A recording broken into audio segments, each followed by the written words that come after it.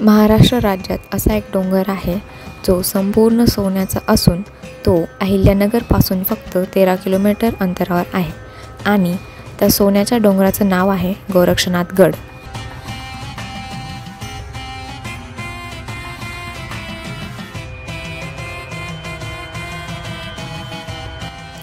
मंदिरात सर्वप्रथम प्रवेश केल्यानंतर आपल्याला हवनकुंड दिसते।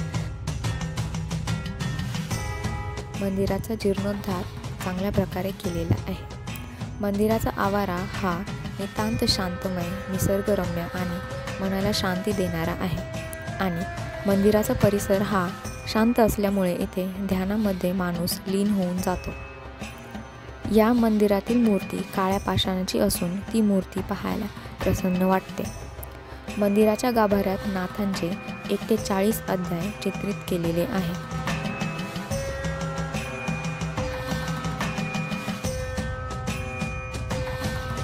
मंदिर हे उंच ठिकाणी स्थित असल्यामुळे तिथून पाहिल्यानंतर सभोवतालचा परिसर खूप दूरवर दिसतो। आसपासचा परिसर डोंगराळ असून त्या परिसराला गर्भगिरी म्हटले जाते आणि ह्याच डोंगराळ भागात सोन्याच्या डोंगराची कथा दडलेली आहे।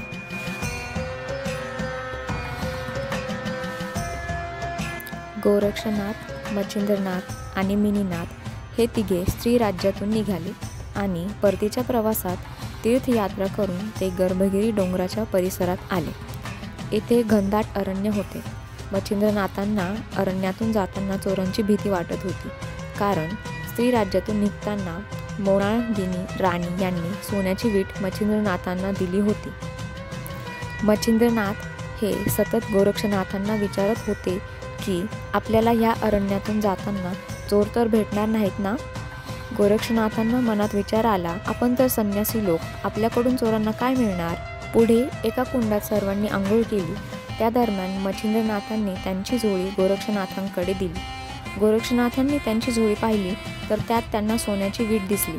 नकळत त्यांनी ती सोन्याची वीट फेकून दिली व त्याच वजनाचा दगड झोळीत टाकला।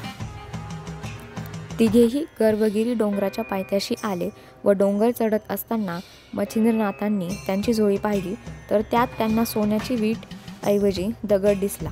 हे बघताच मच्छिंद्रनाथ हे जोरजोरात आक्रोश करू लागले। मच्छिंद्रनाथांचे असे वागणे पाहून गोरक्षनाथांनी सिद्धयोग मंत्र जपून गर्भगिरी हा संपूर्ण डोंगर सोन्याचा केला व मच्छिंद्रनाथांना सांगितले की तुम्हाला जेवढे सोने लागत आहे तेवढे घ्या।